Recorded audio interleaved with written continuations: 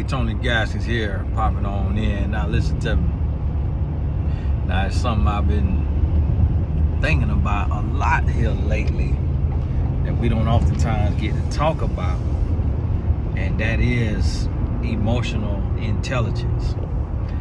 And this is one of the hardest things that you're gonna do in your life is become emotionally intelligent. It is hard.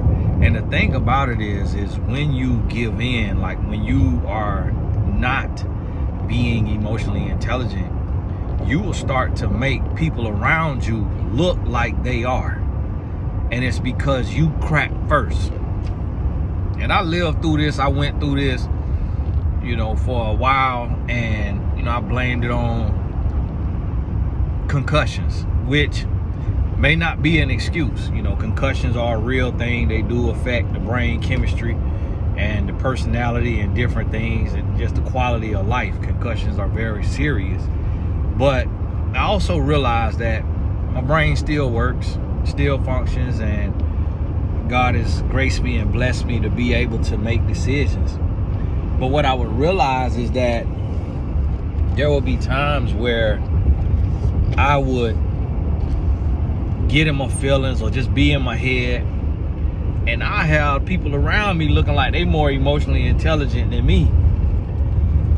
But then when I start to tap into emotional intelligence and start to pause, think, and here's what I do. What I do is before I say something or do something, I say it or do it in my mind.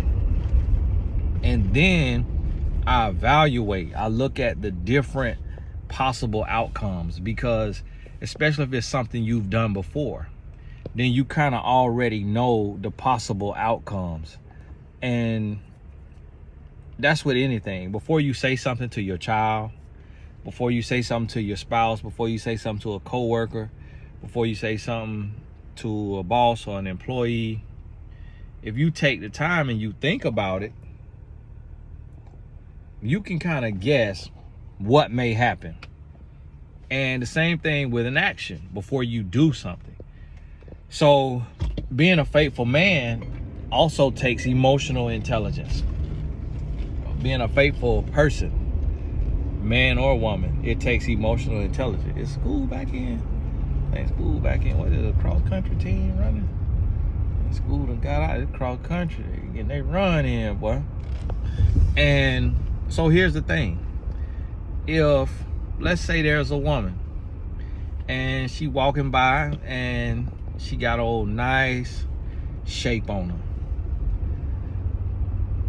that emotional intelligence will allow me to see that woman and then process, okay, if you approach that woman, you said something to her, but then just so happened she know who you is, or she know your wife. Now what happens?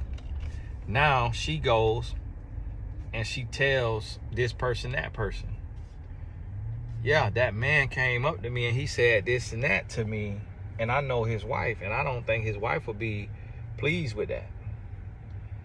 That's one process. Another thought process. You go up, speak to this person, and you say something inappropriate, or you say something that could be taken the wrong way, and next thing you know, her husband coming around the corner. An altercation ensues. Something can mess around and happen to you or to them. And that's another thing. Now, if you're married, like I am, now you also think about that. Okay, let's say you say something, what happens next? Okay, boom, they say something back slick. Next thing you know, you caught in the bind. Next thing you know, you exchange numbers. Now what you got to do? Now you got to try to get on an app where you could talk and it's whatever, or sneak and do something from another phone.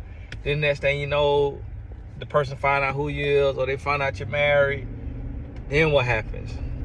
Now you got to go through this big fight. Next thing you know, now your kids find out. You see how emotional intelligence allows you to process.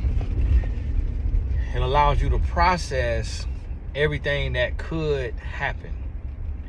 And then you're able to make a decision based on all of the information that you have within you. Now you're able to say, okay, with this being possible, this being possible, this being possible, is this something where something I should do? Is this something that is going to help me or hurt me? And what I started to do is I started to process even down to just the smallest rebuttal, the smallest sentence, the smallest thing you could say, all the way down to that. The smallest thing you could say, how could this be taken? How could this be perceived? And when you do that, it really puts you in a place to where you realize and understand, like, your words and your thoughts, your actions, they matter.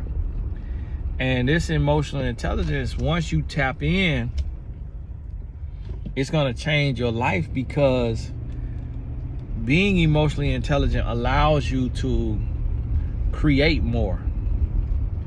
It allows you to have more clarity. And that emotional intelligence will produce peace. And so that peace can produce prosperity, because you're able to think clearly, and you're able to think about, okay, what do I need to get done today? What do I need to get done tomorrow? Okay, what I'm doing, how can I do it better? How can I do it different? You're able to process all of this because you're being emotionally intelligent. And this is important. And it's something that is not easy. What it also allows you to do is it gives you time and space and peace to where somebody you're dealing with may be emotionally unintelligent, and they may say or do something, and when they say or do something that triggers you, if you react, now you just offset what they did. By you reacting, they don't have time to hear what they just said or to see what they just did, because you just returned an equal or greater reaction. So therefore, you hinder and you block their opportunity to grow. But when somebody says something that is hurtful, disrespectful, inappropriate, if you just pause and you just kind of look at them, and you just kind of, now they hear 1,000 times what they just said. Now they know exactly what they just said. What they said was wrong. They know exactly what they just said and did. And so now, because of that, they're able to get the coaching that they need internally, because now they're able to see and feel and hear, and they're like, oh, okay, this right here just was said. I don't know if that person was coming right there, or they thought I was following them, or I think they were trying to see if I was following them, because they just pulled off to the side. So they coming around here looking around at stuff. And so sometimes just how it works. You come in the same gate, you go in the same way, and you end up going all the way the same way. And so they pull off to the side, let me go around. Now I'm finna see where they going. If they get behind me, then I'm finna bend me old corner. Gotta always be aware of your surroundings. And so this is what a lot of times people don't realize and understand, that emotional intelligence, what I also call emotional regulation, it'll take you to a new level of life. because you able to be cool under pressure. So think about it. If you tight financially and you start to panic, when you start to panic, what happened? Your heart rate speed up, you start to sweat, you start to pant. And when you're sweating, panting, and your heart rate is fast, how great of an idea can you come up with?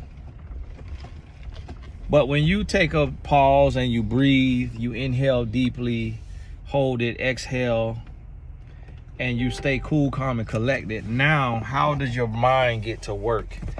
And how are you able to think of ideas?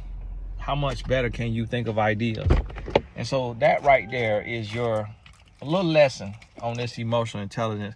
I just got home with lunch. God bless you. We'll talk soon.